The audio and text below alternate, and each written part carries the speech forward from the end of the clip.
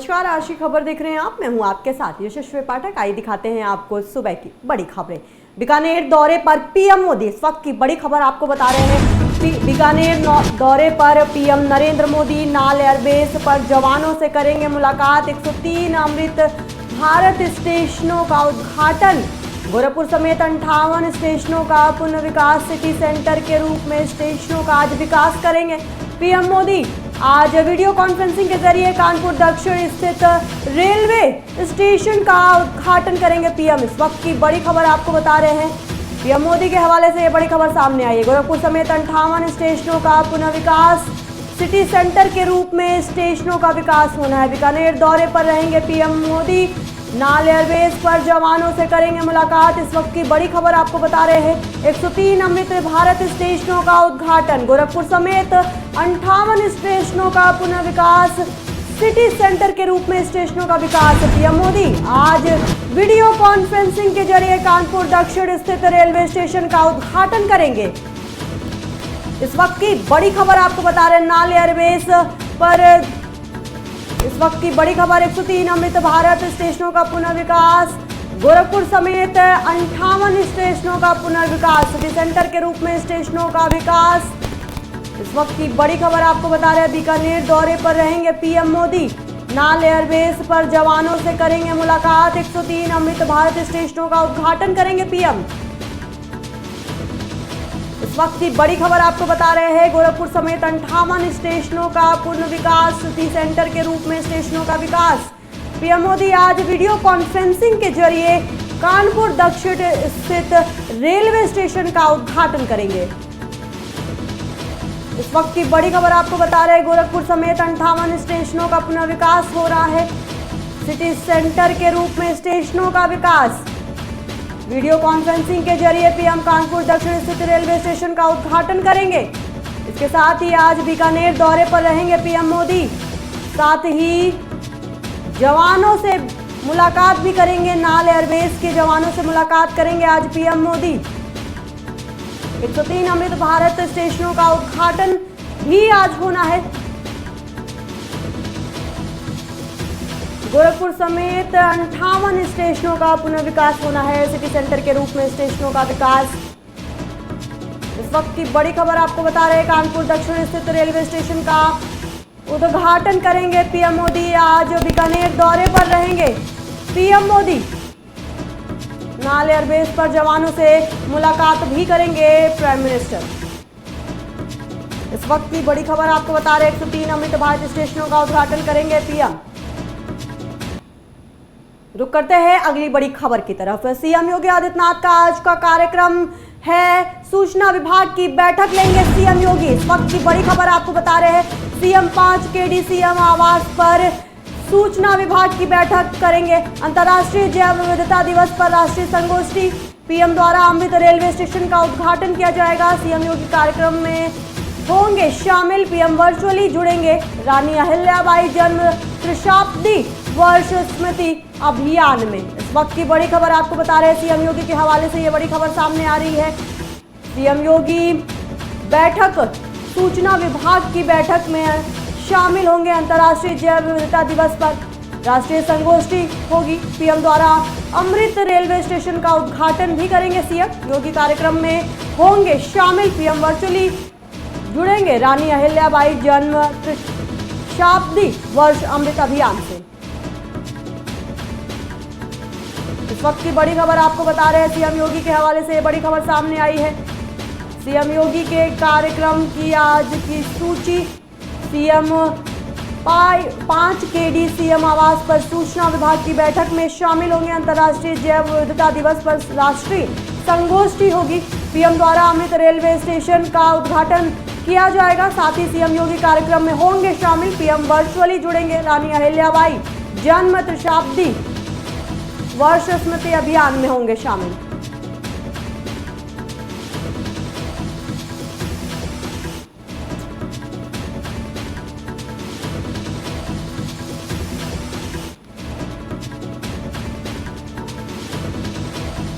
इस वक्त की बड़ी खबर आपको बता रहे हैं, सीएम योगी के हवाले से बड़ी खबर सामने आई है। सीएम योगी आदित्यनाथ का आज कार्यक्रम सूचना लिस्ट जारी हुई है। विभाग की बैठक लेंगे सीएम योगी। 5KD सीएम आवास पर सूचना विभाग की बैठक होगी। अंतर्राष्ट्रीय जैव विविधता दिवस पर राष्ट्रीय संगोष्ठी भी आयोजित की जाएगी। पीएम द्वारा अमृत रेलवे स्टेशन का उद्घाटन किया जाएगा। सीएम योगी कार्यक्रम में होंगे शामिल।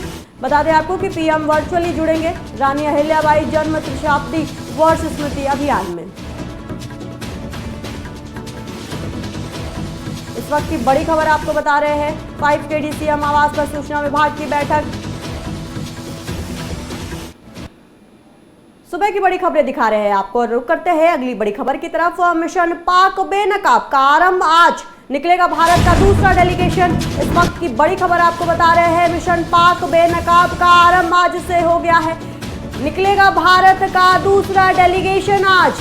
भारतीय सांसदों का पहला दल होगा रवाना। सभी दलों के सांसद डेलीगेशन में शामिल होंगे। 33 देश जाएंगे, 51 सांसद, नेता और 8 राजदूत। केंद्र सरकार ने ऑपरेशन सिंदूर और सीमा पार आतंकवाद के खिलाफ भारत का रुख बताने के लिए सर्वदलीय सांसदों के साथ डेलीगेशन बनाए हैं। ये डेलीगेशन दुनिया के बड़े देशों, खासकर संयुक्त राष्ट्र सुरक्षा परिषद यानी कि UNSC के सदस्य देशों का दौरा करेंगे। इस 59 सदस्यों वाली डेलीगेशन में 51 नेता और 8 राजदूत हैं। NDA के 31, कांग्रेस के 3 और 20 दूसरे दलों के हैं। इनमें तृणमूल कांग्रेस से यूसुफ पठान का नाम भी शामिल था, लेकिन अब उनकी जगह अभिषेक बनर्जी डेलीगेशन में जाएंगे।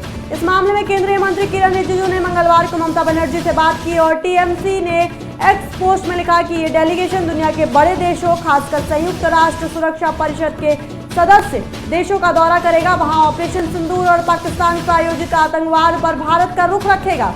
डेलीगेशन कब रवाना होगा, फिलहाल इसकी जानकारी सामने नहीं आई है। हालांकि डेलीगेशन के 23 या 24 मई को भारत से रवाना होने की बात कही जा रही है। इस डेलीगेशन को 7 ग्रुप में बांटा गया है। हर ग्रुप में एक सांसद को लीडर बनाया गया है।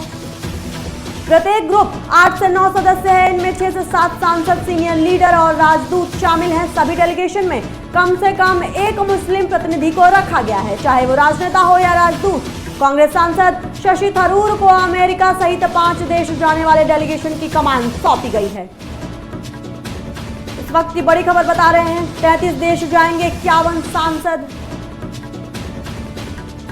Whatever message the Prime Minister has given the nation and the global powers, we are going there and giving that message.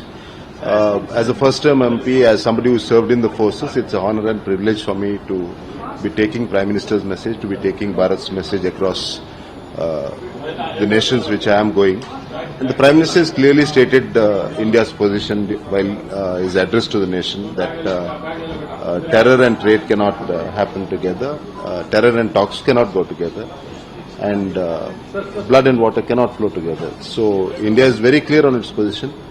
Pakistan is trying to create a propaganda, create a narrative across the world, which we are going to burst, and we are firm in this resolve of leading this fight against state-sponsored terrorism emanating from Pakistan. Whatever message the Prime Minister has given the nation and the... इस वक्त की बड़ी खबर आपको बता रहे हैं, delegation आज भारत से विदेश रवाना हो रहा है। पाक बेनकाब होगा ऑपरेशन सिंदूर के मामले में। इस वक्त की बड़ी खबर आपको बता रहे हैं, ममता बनर्जी की TMC से अभिषेक बनर्जी भी इस डेलीगेशन में शामिल है। इसके साथ ही बता दें कि अमेरिका के 5 देशों की कमान शशि थरूर को सौंपी गई है। इस वक्त की बड़ी खबर बता रहे हैं आपको, 7 डेलीगेशन बनाए गए हैं। मिशन पाक बेनकाब के लिए ये डेलीगेशन आज जाने वाला है। भारतीय सांसदों का पहला दल होगा आज रवाना। इस वक्त की बड़ी खबर आपको बता रहे हैं, भारतीय सांसदों का पहला दल आज रवाना हो रहा है।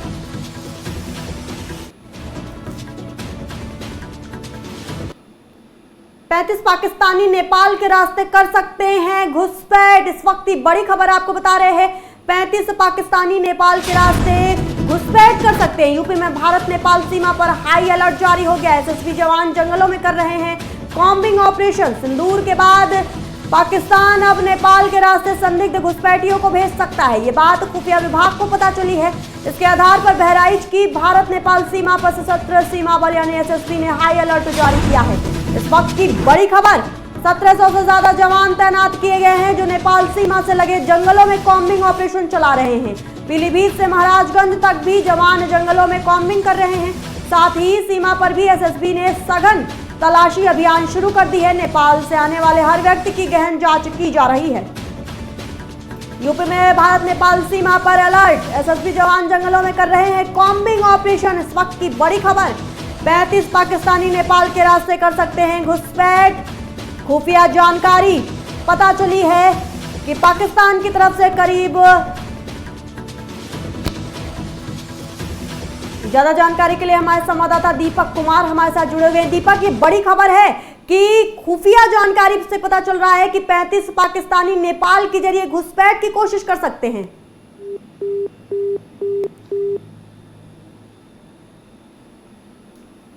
इस वक्त की बड़ी खबर आपको बता रहे हैं, 35 पाकिस्तानी नेपाल के रास्ते घुसपैठ कर सकते हैं। यूपी में भारत नेपाल सीमा पर हाई अलर्ट, एसएसबी जवान जंगलों में कर रहे हैं कॉम्बिंग ऑपरेशन। बता दें आपको कि ऑपरेशन सिंदूर के बाद पाकिस्तान अब नेपाल के रास्ते संदिग्ध घुसपैठियों को भेज सकता है। दीपक, आपको आवाज आ रही है मेरी?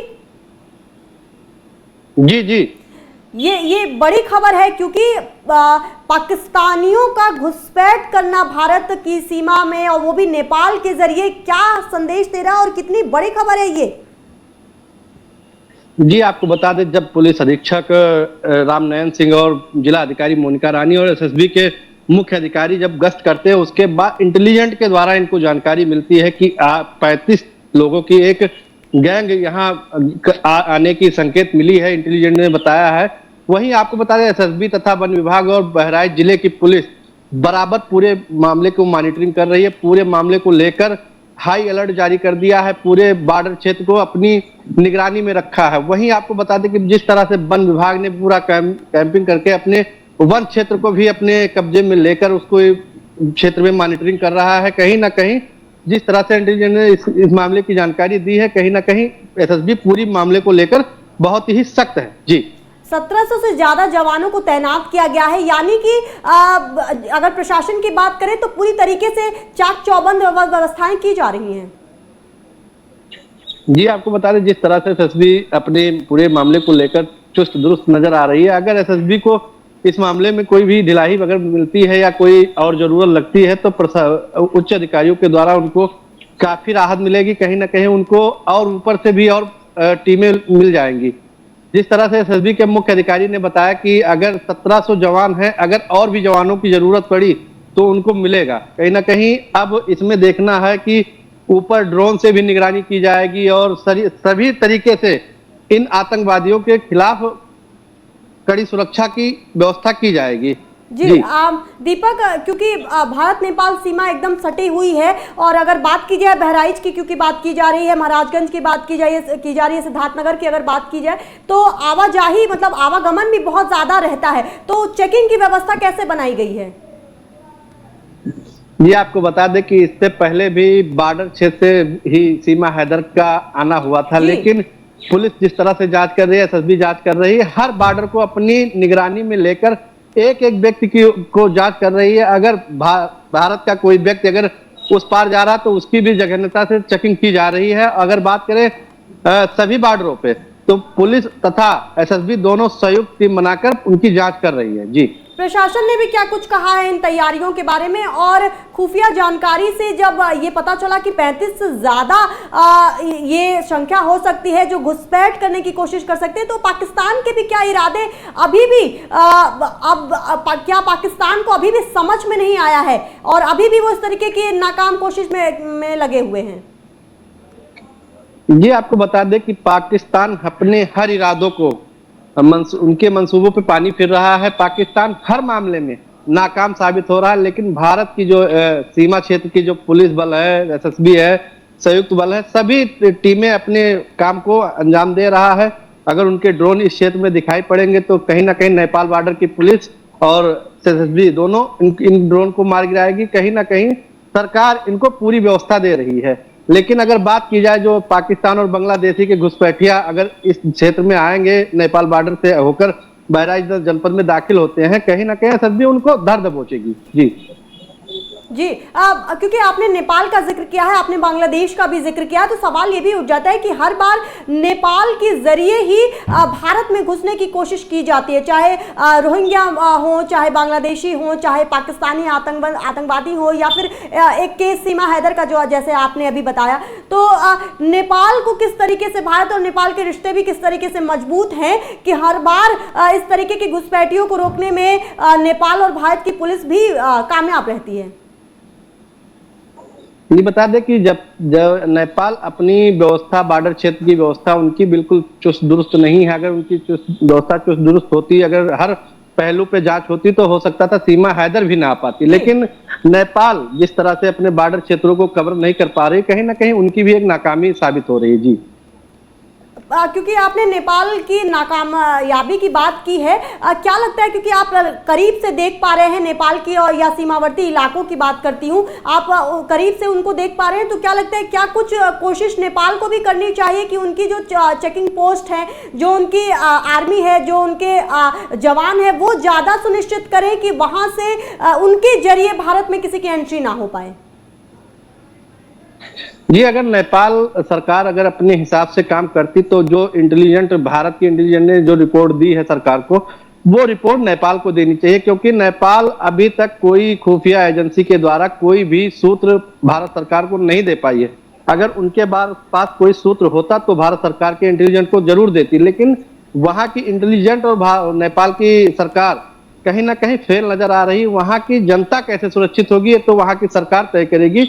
लेकिन जब नेपाल में हर मामले, जितने मामले होते हैं, वो नेपाल से ही होते हुए भारत में आते हैं, लेकिन भारत में जो आता है वो मार गिराया जाता है। जी, बिल्कुल सही आप कह रहे हैं कि जो रिपोर्ट या जो इंटेलिजेंस की, जो आईबी की रिपोर्ट्स या खुफिया जानकारी जो भारत के द्वारा सौंपी जाती है पाकिस्तान के नापाक इरादों की, वो नेपाल को दरअसल सौंपनी चाहिए। और जिस तरीके से आपने कहा कि सरकार जिस तरीके से ये काम करती है, और नेपाल की सरकार को भी ये थोड़ा सा सुनिश्चित करने की ज़रूरत है कि अपने जो देश में जो लोग हैं उन पर थोड़ी सी सुनिश्चित और निगरानी बनाए रखें कि वो उनके ज़रिए किसी भी सीमावर्ती देशों में कोई ना आ पाए। लेकिन अगर बात की जाए, क्योंकि अभी हम बात कर रहे हैं, ये बड़ी खबर है, 35 से ज़्यादा पाकिस्तानियों की घुसपैठ की खबर सामने आ पा रही है, तो इन केस क्या इससे पहले की हिस्ट्री भी कुछ बताती है घुसपैठियों की जो भारत में आए हुए हों और उनको पकड़ा गया हो? जी, बता दें कि जिस तरह से इंटेलिजेंस ने इनकी जानकारी की है, पता किया है, कहीं ना कहीं इंटेलिजेंस को इनके बारे में काफी अच्छी जानकारी मिल चुकी है। यही बात करें, अगर इस मामले को जब भारत की इंटेलिजेंस ने अगर रिपोर्ट बनाई है, जांच की है, उनको जानकारी मिली है, उसके बाद नेपाल सरकार को भी कहीं ना कहीं जानकारी मिली होगी। लेकिन नेपाल सरकार अभी भी मस्त बैठी हुई है। अगर वो भी सजग हो जाए तो हो सकता है वो घुसपैठी नेपाल में शरण ना पाके उनको कहीं ना कहीं उनके घाट को पार लगा देंगे। लेकिन नेपाल सरकार अभी भी मस्त बैठी हुई है। जी दीपक, क्योंकि आखिरी सवाल आपसे ये भी लेना चाहते हैं कि जिस तरीके से ऑपरेशन सिंदूर हुआ और पाकिस्तान ने जिस तरीके से नापाक हरकत लगातार पिछले कुछ दिनों में, अगर 15-20 दिन की, अगर 25 दिन की बात देखें, तो लगातार पाकिस्तान की तरफ से नापाक हरकतें सामने आ रही हैं हर तरफ से, ना सिर्फ उनकी सेना बल्कि आतंकवादी, और अब ये खबर आती है कि नेपाल के जरिए घुसपैठ करने की कोशिश में साजिश रच रहे हैं। तो पाकिस्तान को भी किस तरीके से आप देखते हैं, क्योंकि उनकी नापाक हरकतें रुकने का नाम नहीं ले रही? ये आपको बताया, पाकिस्तान हमेशा अपने हर मंसूबों में नाकाम हुई है। कहीं ना कहीं वो जिस तरह से अपना प्लान कर रहे हैं, उनका प्लान बराबर फेल हो रहा। कहीं ना कहीं पाकिस्तान की सरकार उन आतंकवादियों को शरण दे रही है जो उन्हीं आतंकवादी के जरिए उनकी सरकार चल रही है। अगर उनकी सरकार उन्हीं की बदौलत चल रही, तभी तो ये कदम नहीं उठा पा रहे, कोई ठोस कदम नहीं लेना चाहते हैं। लेकिन अगर बात की जाए कि जिस तरह से ये लोग ये कार्यक्रम कर रहे हैं, कहीं ना कहीं ये कार्यक्रम इनका विफल दिख रहा है। जी, बहुत शुक्रिया दीपक, तमाम जानकारी देने के लिए। इस वक्त की बड़ी खबर आपको बता रहे हैं, 35 पाकिस्तानी नेपाल के रास्ते घुसपैठ करने की कोशिश कर सकते हैं, लेकिन भारत की सेना, एसएसबी जवान तैयार हैं उनको टैकल करने के लिए। बता दें आपको कि 1700 से ज्यादा जवानों को जंगलों में कॉम्बिंग ऑपरेशन करते हुए देखा जा रहा है, और प्रशासन का कहना है कि अगर जरूरत पड़ी तो और जवान हम सीमावर्ती इलाकों में और भारत नेपाल की सीमा पर लगाएंगे। इस वक्त की बड़ी खबर आपको बता रहे हैं, 1700 से ज्यादा जवान तैनात किए गए हैं, यानी कि पाकिस्तान के नापाक इरादे एक बार फिर से विफल होते नजर आ रहे हैं।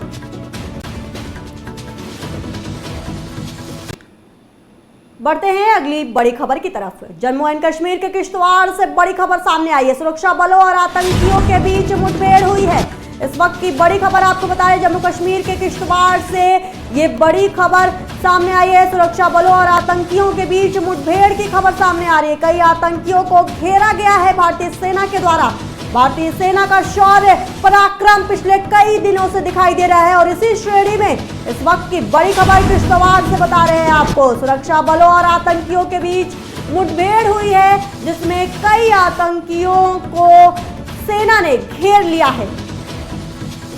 इस वक्त की बड़ी खबर आपको बता रहे हैं, जम्मू कश्मीर के किश्तवाड़ से ये बड़ी खबर है। सुरक्षा बलों और आतंकियों के बीच मुठभेड़ की खबर सामने आई है, जिसमें भारत की सेना ने कई आतंकवादियों को घेर लिया है।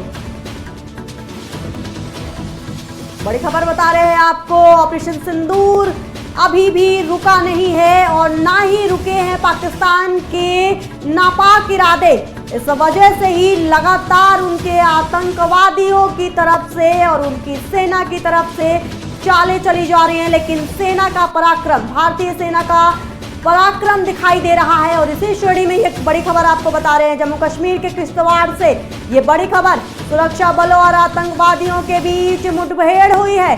कई आतंकवादियों को भारतीय सेना ने घेर लिया है।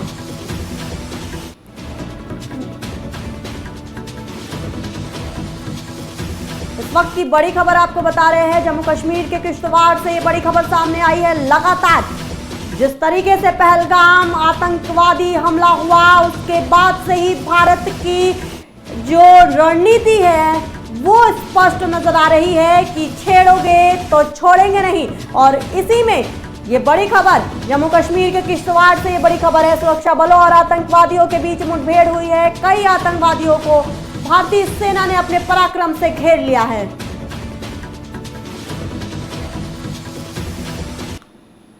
यूपी में आंधी बारिश ने मचाई तबाही। आंधी और पानी के बाद मौसम हुआ सुहाना। गर्मी और उमस से लोगों को मिली राहत। बता दें आपको कि झमाझम बारिश से हुई दिन की शुरुआत। यूपी के कई जिलों में तेज बारिश, यूपी के कई जिलों में गरजे बादल। इस वक्त की बड़ी खबर आपको बता रहे हैं, यूपी में आंधी बारिश ने मचाई तबाही।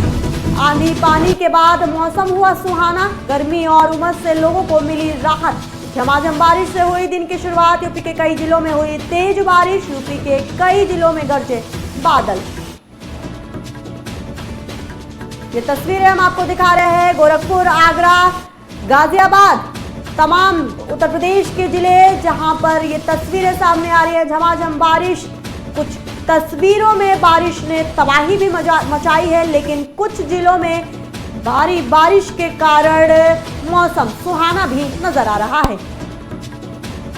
इस वक्त की बड़ी खबर आपको बता रहे हैं, काफी दिन से लोग गर्मी और उमस से परेशान थे, लेकिन बीती रात बारिश की वजह से लोगों ने राहत की सांस ली है। यूपी में आंधी बारिश ने तबाही मचाई। कुछ तस्वीरें आप देख रहे हैं जहां पर पेड़ गिरे हुए हैं, कुछ तस्वीरें आप देख रहे हैं जहां पर सड़कों पर पानी भरा हुआ है, लेकिन कुछ जिले ऐसे भी हैं जहां पर बारिश की वजह से मौसम सुहाना दिखाई दिया।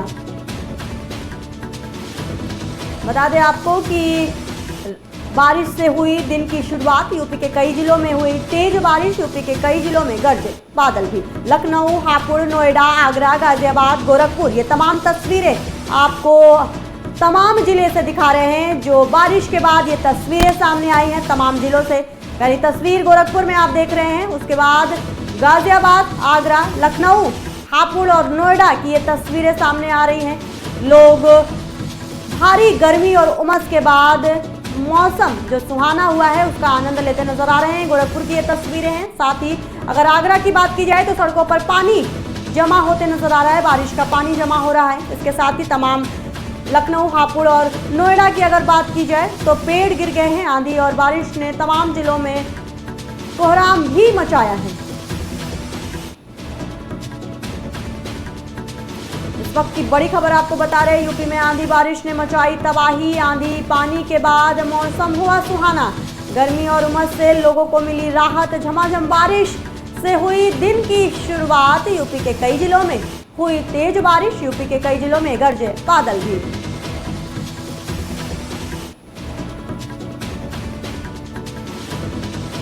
इस वक्त की बड़ी खबर आपको बता रहे हैं, तस्वीरें तमाम यूपी के जिलों से सामने आ रही हैं। गोरखपुर, गाजियाबाद, आगरा, लखनऊ, हापुड़, नोएडा, तमाम तस्वीरें जो उत्तर प्रदेश के कई जिलों से सामने आई हैं। भारी बारिश के बाद कुछ जिलों में तबाही मची है, लेकिन कुछ जिलों ने राहत की सांस भी ली है, क्योंकि गर्मी और उमस ने सबको पिछले कई दिनों से परेशान कर रखा था।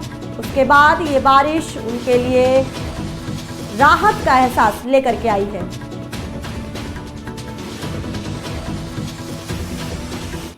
इस वक्त की बड़ी खबर आपको बता रहे हैं, तमाम जिले गोरखपुर, गाजियाबाद, आगरा, लखनऊ, हापुड़, नोएडा, ये तमाम तस्वीरें आप देख रहे हैं, जहां पर लोगों ने गर्मी के बाद राहत की सांस ली। देश भर में दिखा बारिश का कहर, जनजीवन पर हुआ असर। इस वक्त की बड़ी खबर आपको बता रहे हैं, भारी बारिश से कई जगहों पर जल भराव। मुंबई और उसके उपनगरों के कई इलाकों में बारिश। महाराष्ट्र के कुछ जिलों में ऑरेंज अलर्ट। गुवाहाटी में भी भारी बारिश से हाल बेहाल, कई इलाकों में भरा पानी। इस वक्त की बड़ी खबर आपको बता रहे हैं, मौसम ने अंगड़ाई ली है और उसका कहर जनजीवन पर नजर आ रहा है। देश भर में दिखा बारिश का कहर, जनजीवन पर हुआ असर। भारी बारिश से कई जगहों पर जलभराव देखने को मिला है। मुंबई और उसके उपनगरों के कई इलाकों में बारिश हुई है। महाराष्ट्र के कुछ जिलों में ऑरेंज अलर्ट। गुवाहाटी में भी भारी बारिश से हाल बेहाल हुआ है। कई इलाकों में पानी भी भर गया है। ये तस्वीरें आपको हम दिखा रहे हैं देश के अलग अलग हिस्सों से, जहां पूरे महाराष्ट्र की तस्वीरें आप देख रहे हैं, दिल्ली की तस्वीरें देख रहे हैं, गुवाहाटी। इसके साथ ही अगर मुंबई की बात करें, तमाम देश के हिस्से जहां पर ऑरेंज अलर्ट जारी हुआ है। बता दें आपको कि गुवाहाटी में ऑरेंज अलर्ट जारी कर दिया गया है। इसके साथ ही पिछले कुछ दिनों से कर्नाटक के बेंगलुरु की भी तस्वीरें सामने आ रही थी, जहां पर लोगों के घरों में पानी चला गया, क्योंकि लगातार 3-4 दिन से भारी बारिश हो रही थी। अब इसका असर देश के बाकी हिस्सों में भी नजर आ रहा है। बता दें आपको कि ठाणे, महाराष्ट्र, मुंबई, इसके साथ ही गुवाहाटी, दिल्ली, पुणे, उड़ीसा, तमाम जगहों पर ये तस्वीरें हम आपको दिखा रहे हैं देश के अलग अलग हिस्सों से, जहां की तस्वीरें सामने आई हैं। कहीं सड़कों पर पानी तो कहीं पेड़ गिरते नजर आ रहे हैं। आंधी ने जो तबाही मचाई है, इसके बाद महाराष्ट्र के कुछ जिलों में ऑरेंज अलर्ट भी जारी कर दिया गया है। इस वक्त की बड़ी खबर आपको बता रहे हैं, लगातार बारिश का कहर जारी है। अगर बात करें पुणे महाराष्ट्र की, दिल्ली की, गुवाहाटी की, ठाणे महाराष्ट्र की या फिर उड़ीसा की बात करें, तमाम देश के हिस्सों से ये तस्वीरें सामने आ रही हैं, जहां पर आंधी और बारिश ने कहर बरपाया हुआ है। और इसी के चलते महाराष्ट्र के कुछ जिलों में ऑरेंज अलर्ट भी जारी कर दिया गया है। गुवाहाटी में भी बारिश से हाल नजर आ रहा है। कई इलाकों में भारी तबाही देखी जा रही है। इसके साथ ही पानी भी भरा हुआ है कई इलाकों में। इस वक्त की बड़ी खबर आपको बता रहे हैं, मौसम का कहर देश भर के कई हिस्सों में नजर आ रहा है और इसका असर जनजीवन पर भी पड़ रहा है। बता दें आपको कि जलभराव हो रहा है कई जगहों पर। मुंबई और उसके उपनगरों के कई इलाकों में भारी बारिश के बाद महाराष्ट्र के कुछ जिलों में ऑरेंज अलर्ट जारी किया गया है।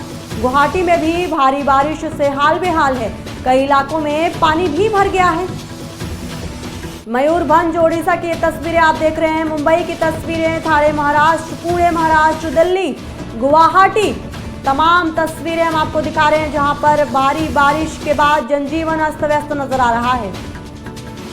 लोग अपने घर से नहीं निकल पा रहे हैं। सड़कों पर पेड़ आंधी की वजह से टूट कर गिर रहे हैं, जिससे ये देखिए तस्वीरें, दिल्ली की तस्वीर हम आपको दिखा रहे हैं, जहां पर कार पार्किंग में खड़ी है और वहां पर पेड़ कार के ऊपर गिरा हुआ है, जिससे क्षतिग्रस्त हो गई है कार। इस वक्त की बड़ी खबर आपको बता रहे हैं, ठाणे महाराष्ट्र, मुंबई, मयूरभंज, ओडिशा, गुवाहाटी, दिल्ली, पुणे महाराष्ट्र, तमाम देश के अलग अलग हिस्सों से ये तस्वीरें सामने आ रही हैं, जहां पर मौसम ने जनजीवन को अस्त व्यस्त कर दिया है। सुबह की बड़ी खबरों में बस इतना ही। बाकी के अहम खबरों के लिए आप देखते रहिए आज की खबर।